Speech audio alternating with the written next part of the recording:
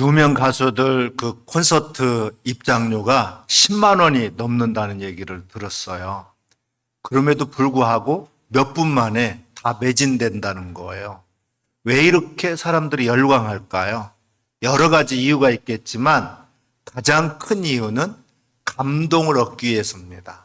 오늘날 우리 세대는 감동을 위해서라면 돈을 아끼지 않고 또 시간을 아까워하지 않아요. 감동이라는 게 뭘까요? 사전에 보니까 감동은 크게 느끼어서 마음의 움직임이라고 되어 있어요.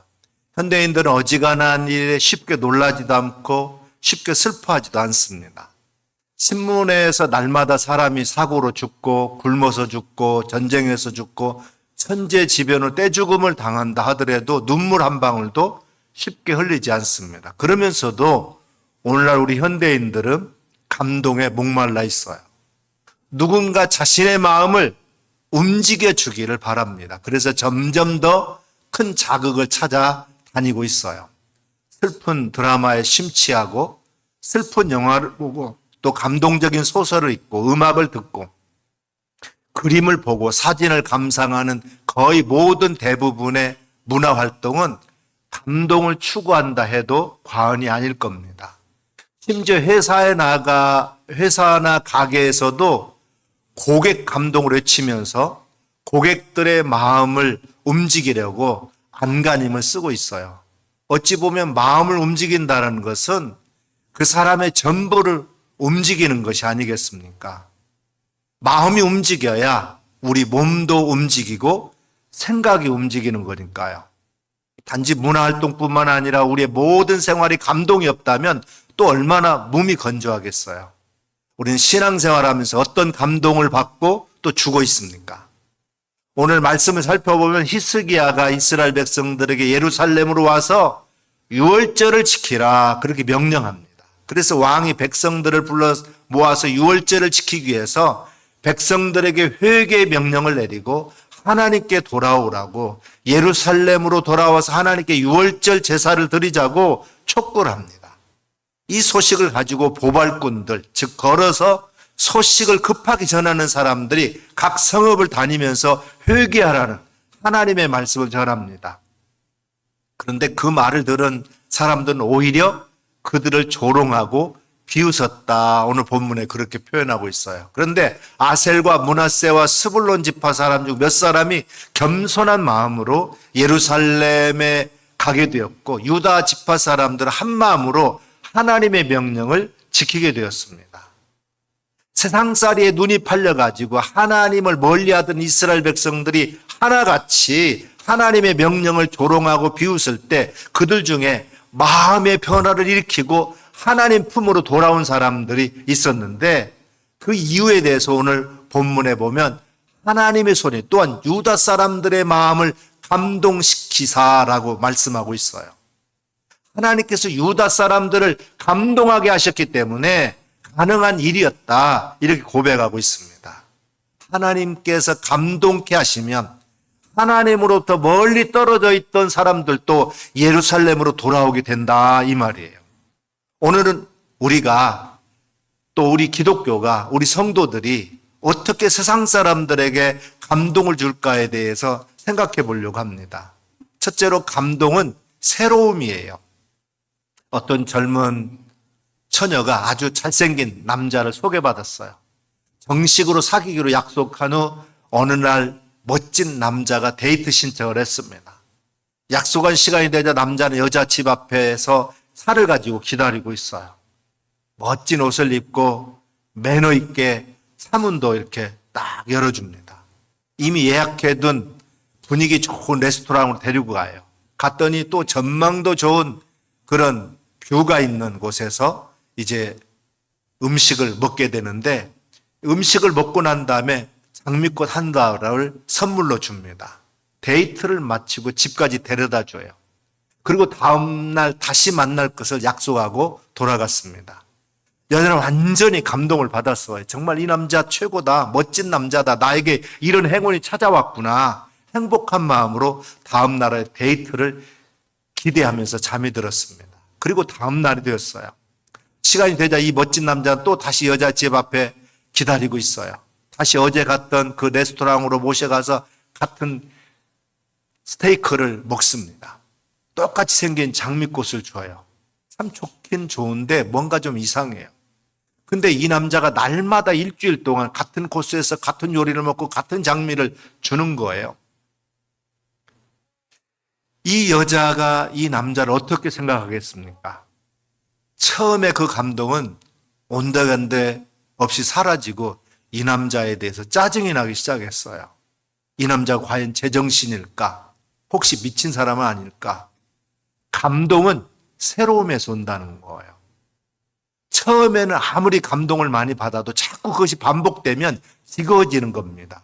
우리의 감동도 마찬가지인 것 같아요. 처음에 우리가 어떤 감동을 받았든지 간에 그 감동은 바로 그때 그 상황에서 우리에게 강한 인상을 주고 다가오지만 똑같은 감동이 항상 반복되는 것은 감동이 없어요. 어느 집회 때 복음성가를 듣고 너무 은혜를 받고 감동을 받아가지고 오랜만에 그 복음성가를 불렀는데 그때 그 감동이 오지 않는 거예요. 근데 이상한 일이 아니에요. 우린 적응하도록 만들어진 동물이기 때문에 그렇습니다. 또 우리는 적응을 또 해야만 해요. 연인을 만나는데 날마다 때마다 가슴이 벌렁거리고 얼굴이 빨개진다면 우리 어떻게 살겠습니까? 결혼 생활하고 아기를 낳고 애가 결혼할 때가 되었는데도 부부가 볼 때마다 가슴이 설레고 가슴이 떨리고 얼굴이 빨개진다면 그 정상이겠습니까? 이 매너리즘이라고 하는 말이 있는데요. 이 사전에 찾아보니까 일반 명사로 되어 있는데 습관적 반복, 상투적인 모방, 진부한 기교 등을 일컫는 말로 새로운 그런 창조력이 상실되었다는 부정적인 그런 의미가 들어있어요. 일정한 기법이나 형식 따위가 습관적으로 되풀이되면서 독창성과 신선한 맛을 잃어버리는 걸 의미합니다. 오늘날에는 현상 유지 경향이나 자세를 가리켜서 흔히 우리가 매너리즘에 빠졌다 그렇게 말합니다. 매너리즘은 같은 일을 계속해서 반복할 때 생기게 된다는 거예요. 신앙생활에도 매너리즘이 있어요. 매주 같은 시간에 같은 형식의 예배를 드립니다. 어떻게 생각하면 매번 같은 소리 하는 것 같고 비슷한 노래, 비슷한 사람들을 만나는 생활 속에서 어떤 감동도 느끼지 못한 채 습관적으로 신앙생활을 하게 된다는 거예요. 결혼 생활의 이기를 갖다가 우리가 권태기다 그렇게 얘기합니다. 결국은 서로가 너무 익숙해져서 생기는 현상이에요. 그렇다면 사랑은 다시 돌아올 수 없는 젊은 날의 추억으로 끝나야 되냐? 평생 그 젊은 날의 추억만 먹고 사는 사람이 되어야 되겠습니까? 부부 사랑을 오래 유지하기 위해서는 살아가면서 새록새록 느끼는 정을 느끼면서 살아가야 돼요. 옛날 연애할 때 생각만 가지고 사는 게 아니라 지금도 살아가면서 조금씩 상대방을 알아가고 이해하고 서로 고생하면서 미운 정, 고운 정이 들어가는 거예요. 우리가 은혜를 받는 것도 마찬가지입니다. 우리가 그저 예수 믿고 나서 교회에 나온 지 얼마 안 되어가지고 큰 은혜를 받고서 평생 그 추억만 먹고 사는 것으로 끝나서는 안 된다는 거죠. 성경을 읽을 때도 한 번 읽은 그 본문이 날마다 나에게 같은 은혜를 주시는 게 아니라 새로운 은혜로 우리에게 다가와야 돼요. 말씀을 들을 때도 그 말씀을 매번 나에게 새로운 도전을 주는 말씀이 돼야 됩니다. 우리가 다시 감동받기 위해서는 새로운 변화가 있어야 됩니다. 이전과는 다른 우리가 예측하지 못하는 새로운 방식으로 다가와 줘야 된다는 거예요. 상대방이 어떻게 할지 이미 다 알고 있는 상태에서 우리는 별로 은혜를 받지 못합니다. 저도 한 교회에서 오랫동안 이렇게 목회를 하니까 같은 본문을 가지고 제가 보니까 20번 이상 한 설교도 있더라고요. 그러나 매번 다른 은혜와 다른 감동으로 저도 설교하려고 합니다. 같은 본문을 가지고 부흥사가 와가지고 전하면 새로운 감동이 더 와요. 누가 오실까? 어떤 말씀을 전할까? 어떤 감동이 있을까? 알지 못하는 상태에서 그것을 위해서 금식과 기도로 준비하면서 기대와 소망이 더 커지고 또 그런 과정 속에서 새로운 감동과 은혜가 넘치게 됩니다. 감동이라는 것 자체가 내 밖에서 일어나는 것이 아니라 바로 내 마음속에서 일어나는 거예요. 내 안에서 내가 감동받을 준비가 되어 있다면 어떤 상황에서도 감동이 우리에게 오게 됩니다. 이제 우리의 삶을, 우리의 믿음을, 우리 신앙생활을 좀 더 촉촉하게 하고 활력 있게 하고 생명 있게 만들기 위해서는 우리의 예배가 살아있고 우리의 기도가, 우리의 찬양이 살아있게 해서 감동을 우리가 회복해야 될 줄로 믿습니다. 방향을 바꿔서 본다면 이 새로움의 법칙은 우리가 은혜를 받고 감동을 받는 데에서만 적용되는 게 아니라 감동을 우리가 주는 데도 동일하게 적용됩니다. 날마다 새롭게 변하지 않으면 우리가 다른 사람에게 감동을 줄 수가 없어요. 사람을 만날 때도 매번 같은 모습으로 똑같이 대한다면 어떻게 우리 감동을 받을 수 있겠습니까? 타성에 젖어가지고 지금까지 이렇게 해왔으니까 이렇게 하면 된다는 생각, 원래 교회에서는 다 그렇게 하는 거라는 생각, 지금까지 습관적으로 해왔던 모든 일들을 하나씩 점검해 볼 필요가 있다 이 말이에요. 중요한 것은 내가 전한 것을 그들은 어떻게 받아들이고 있는가 하는 것입니다. 입장을 한번 바꿔보는 거예요. 지금까지 우리는 우리 입장에서만 일방적으로 복음을 전할 때가 많아요. 그들이 싫던 좋던 일단 우리의 사명만 다하면 임무를 완성했다고 생각합니다. 그러나 정말 우리가 그들의 영혼을 사랑하고 그들의 마음을 움직이기를 우리가 원한다면 이제는 관습적이고 식상한 방식으로가 아닌 좀 더 그들의 입장을 배려한 사려 깊은 방식으로 그들에게 우리가 다가가야 된다 이 말이에요. 그들의 눈치를 보라는 게 아니라 배려하라는 겁니다. 자기 만족적인 행사가 아니라 자기 만족적인 전도가 아니라 진심으로 불신자들을 위하고 심지어 반기독교인들의 마음까지도 감동시킬 수 있는 것이 진짜 전도가 아니겠습니까? 우리끼리 들으면 다 좋은 말인데 훌륭한 말씀이고 다 이해되는 말씀이고 구구절절 옳은 말씀이지만 불신자들은 한마디도 못 알아듣고 이해할 수가 없고 짜증나는 말씀이라면 그냥 그 사람들은 믿음이 없어서 그랬거니 하고 무시하면서 언젠가는 이해할 날이 오겠지 하고 우리가 포기하겠습니까? 그들은 영안이 열리지 않고 영의 귀가 열리지 않아서 이해하지 못한다고 무시하면서 우리만 익숙한 언어로 우리만 알아듣는 말로 계속 말씀하시겠습니까? 어떻게든 그들을 설득하고 이해시킬 수 있는 언어로 또 새로운 방법으로 다른 방식으로 대화를 시도하는 것이 우리의 사명을 감당하는 바른 길이 아니겠습니까? 고린도전서 9장 21절에 보면 율법 없는 자에게는 내가 하나님께는 율법 없는 자가 아니요 도리어 그리스도의 율법 아래 있는 자이나 율법 없는 자와 같이 된 것은 율법 없는 자들을 얻고자 함이라 그랬어요. 우리가 세상을 향해서 무슨 일을 하든지 우리 앞에는 태어나서 한 번도 복음을 들어보지 못한 이들이 있어요.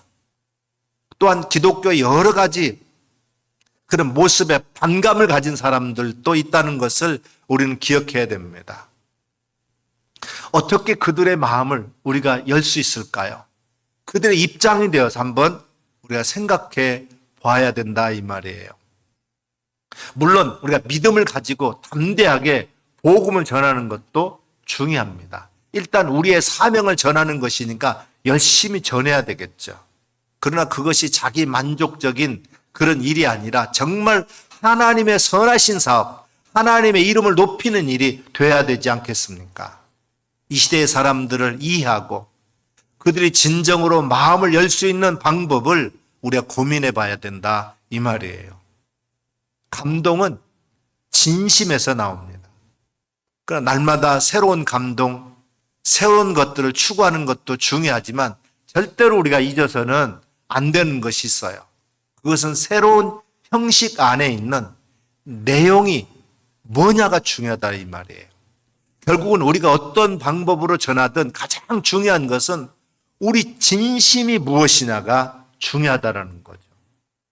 며칠 전 아침에 제가 아침에 인간극장 그것이 아침에 방영되는데 아들 친구가 어버이날에 찾아와 가지고 어머니에게 용돈을 주고 갑니다. 어버이날이라 찾아왔다는 거예요.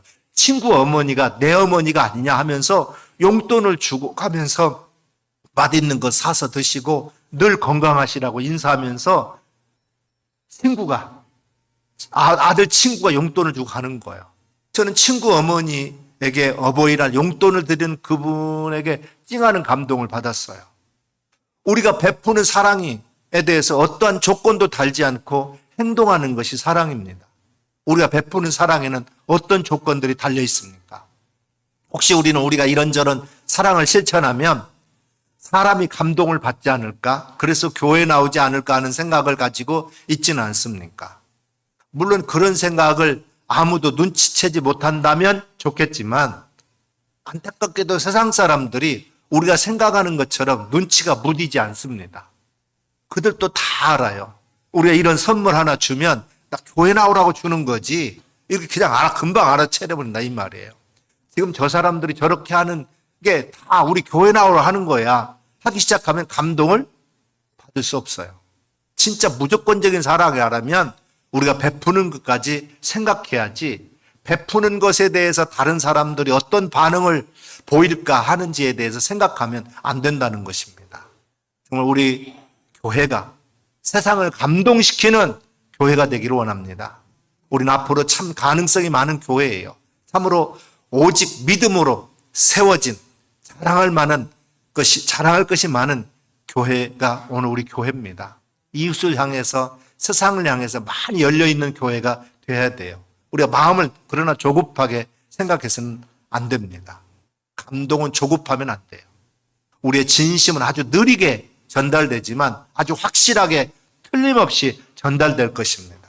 꼭 입으로 복음을 전파하지는 않지만 우리가 하나님이 하시는 일을 몸소행할 때 하나님의 도구가 되어서 이 세상에 하나님의 사랑을 실천하고 하나님의 마음으로 세상을 불쌍히 여기고 그리스도의 심장으로 세상에 참된 의를 행할 때 그 자체가 바로 전도지가 되는 것입니다. 오이코스 전도 훈련에서 자주 하는 이야기가 뭐냐면 관계라는 거예요. 관계라는 게 한마디로 말하면 말로 교회 나오라고 하는 게 아니라 그들에게 삶으로 행동으로 그리스도의 삶을 보여주어서 삶을 통해서 감동을 받게 하고 마음을 움직이라는 거예요. 예전처럼 무조건 전도지 나눠주면서 교회 안 나오면 지옥 간다고 협박하는 게 아니라 예수를 믿는 사람이 어떻게 변화되어 살아가는지 몸으로 직접 보여주라는 거예요. 감동은 우리가 예수님의 명령대로 살아갈 때, 예수님의 뜻대로 살아갈 때, 예수님의 가장 근본적인 가르침으로 돌아갈 때 생기는 겁니다. 예수님이 세상을 감동시키고 세상을 변화시킨 것처럼 우리도 그분을 닮아가야 될 줄로 믿습니다. 우리 한 사람 한 사람이 그리스도의 편지가 되어야 됩니다. 그리스도를 전하는 그런 메신저가 되어야 된다 이 말이에요. 감동은 회개로부터 시작합니다. 예수님은 우리를 향해서 세상의 빛과 소금이라 그렇게 말씀했어요. 근데 세상은 우리를 향해서 교회가 썩었다, 병들었다 그렇게 말합니다. 누구 잘못입니까? 기독교를 반대하는 사람들에 대해서 우리가 무슨 변명을 할 수 있습니까? 세상을 감동시켜야 되는데 오히려 세상의 부끄러운 모습을 보이고 있다는 거예요.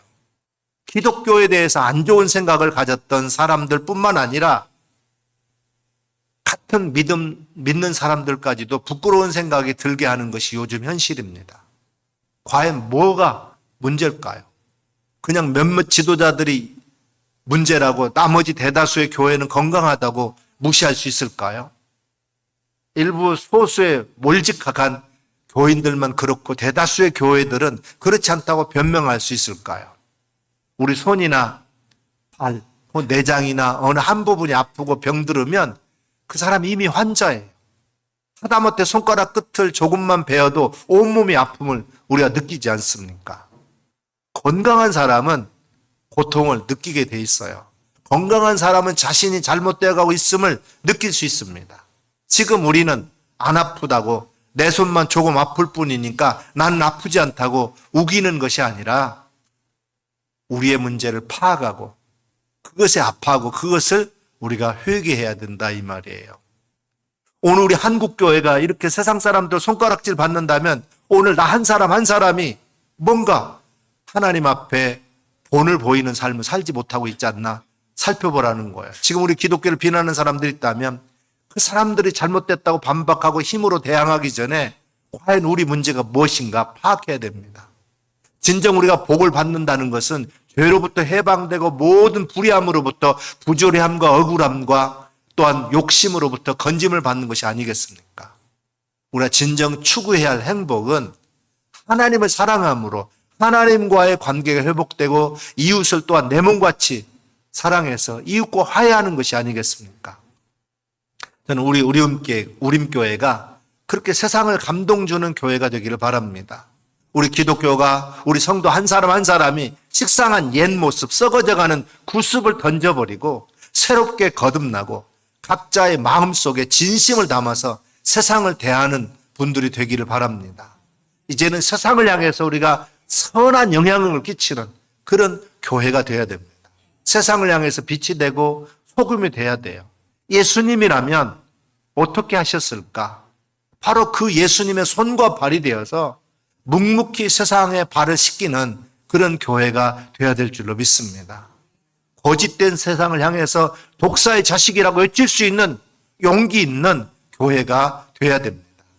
죄악된 세상을 향해서 십자가를 질 수 있는 그런 교회가 되어야 돼요. 성경에 보면 우는 자들과 함께 울라고 했는데 우리 삶 가운데 웃음보다도 더욱더 큰 감동을 주는 것은 눈물이라고 그래요. 눈물은 우리의 마음에 쌓인 스트레스와 감정들을 다 씻어내는 그런 정화작용에 효과가 있다고 합니다. 특별히 우리가 감동의 눈물을 흘릴 때 엔돌핀보다도 4000배 위력이 있는 다이돌핀이라고 하는 감동 호르몬이 분비되어서 우리의 통증을 완화시켜주고 또 면역력을 강화시킬 뿐만 아니라 우리를 영육간에 치유하고 회복시킨다고 그래요.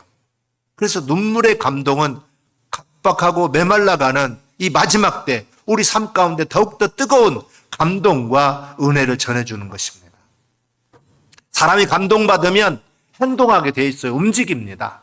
교회 안에서 우리가 감동을 회복하고 그 받은 감동으로 다시 세상을 감동시키는 이 감동의 선한 순환고리가 만들어지기를 간절히 소망합니다. 먼저 웃음과 눈물과 결단의 감동을 먼저 우리가 체험하고 우리 삶을 통해 사랑하는 가족들로부터 시작해서 우리 주위 교인들이나 이웃들에 이르기까지 큰 영적 감동을 주면서 놀라운 영적 변화를 일으키는 풍성한 열매 맺는 저와 여러분 되시기를 주님의 이름으로 축원합니다. 기도하겠습니다.